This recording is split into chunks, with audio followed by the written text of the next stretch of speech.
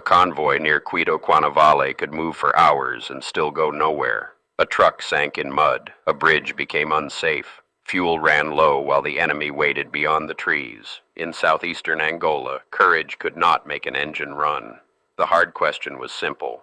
Could an army keep its men supplied long enough to survive the road?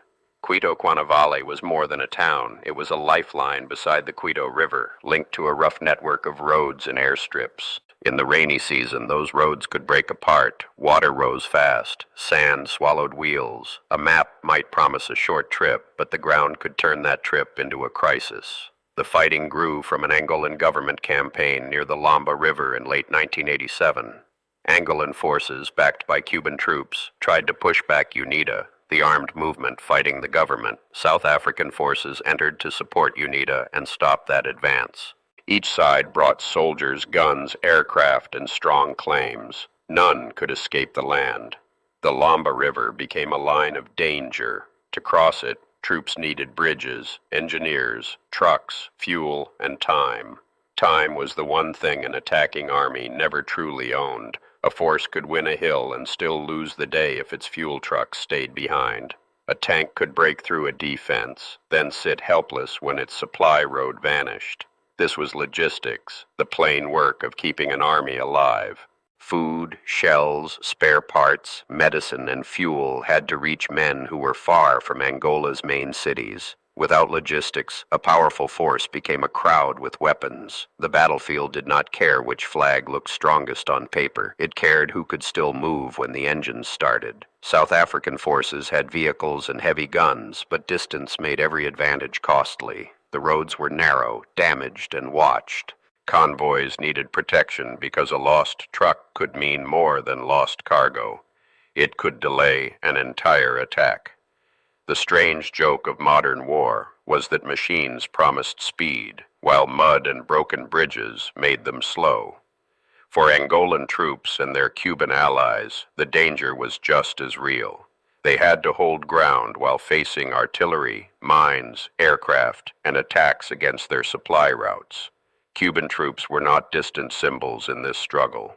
They lived in the same wet camps, crossed the same dangerous ground, and faced the same fear that a road behind them might no longer be open. At the front, a soldier might know little about the larger plan. He knew the sound of a truck arriving late. He knew when food was shorter, when shells were counted, and when a wounded man had to wait. Orders came from far away. Their cost was paid close by, in sleep lost under rain and in long walks through ground filled with mines. Air power changed the shape of that fear. Aircraft could strike roads, supply points, and troop positions in minutes. They could also protect a force that had no safe road left. South African aircraft operated in support of the campaign, while Angolan and Cuban forces used their own air defenses and aircraft to challenge movement above the battlefield. But aircraft were not magic. Jets needed fuel, trained crews, working bases, and clear weather. A plane could dominate the sky for a moment and still fail to change the battle below. Clouds, distance, and ground fire narrowed its power. Air power could punish a road, but it could not carry every wounded soldier away or repair a bridge in the rain. The river crossings exposed the hidden limit. An army could gather tanks and guns near the Lomba River, yet the river still controlled the clock. Bridges had to be built or repaired. Vehicles had to pass in order. One delay spread into another. A convoy waiting for fuel became a convoy waiting for cover. A convoy waiting for cover became a target. The plan to push back UNITA, therefore, met more than an enemy force. It met a whole system of resistance. Roads resisted, weather resisted, distance resisted.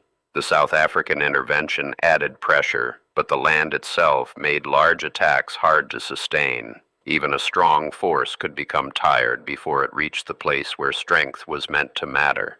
Then the battle turned toward Cuito Cuanavale. Angolan and Cuban troops pulled back toward the town and built a defense around it. The town became a shield, but also a trap. If the roads closed, the defenders could be cut off. If the airstrip was threatened, the wounded and supplies would have fewer ways out. Holding Cuito meant holding a fragile web. This was the concealed constraint. The battle was not only about taking ground, It was about keeping the ground connected.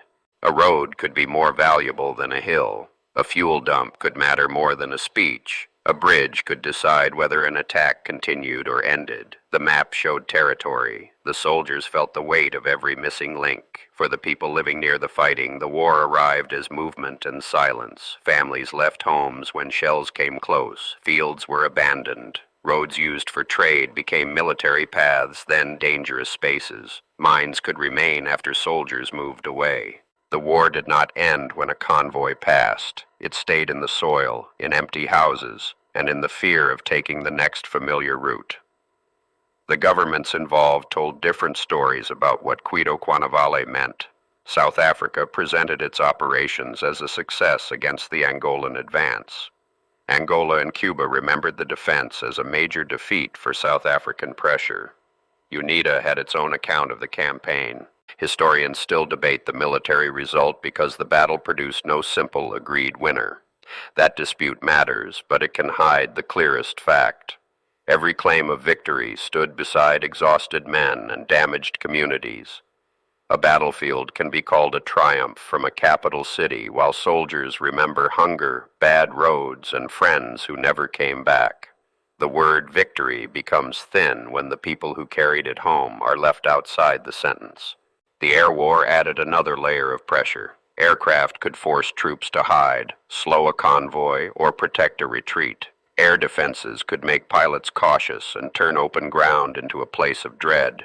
Yet air power could not solve the central problem. Someone still had to move fuel through the mud. Someone still had to clear mines. Someone still had to wait for a bridge.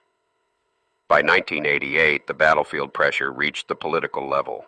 The campaign had cost too much, lasted too long, and carried risks that leaders could not ignore. Cuba's role had grown. South African forces faced a stronger and more complex defense. Angola remained damaged by a war that had already lasted for years. The road to a military answer was blocked, so diplomacy began to find another path. The 1988 negotiations helped reshape the regional war. They were part of a wider process that led toward the withdrawal of foreign forces and the path to Namibian independence. Historians still debate how directly Cuito Cuanavale ended apartheid's war in Angola.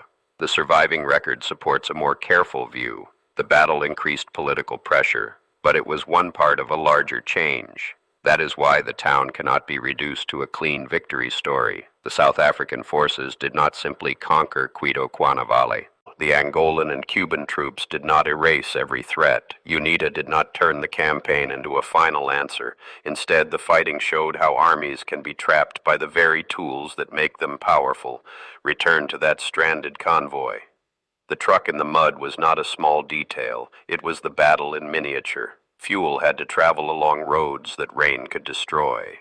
Air power had to reach a battlefield shaped by distance. Troops had to hold positions while supplies crawled behind them. The largest plans depended on the smallest working parts. Cuito Cuanavale became a turning point not because one side won a perfect victory, but because the war reached a limit. Roads, fuel, rivers, aircraft, and human endurance narrowed the choices of every commander.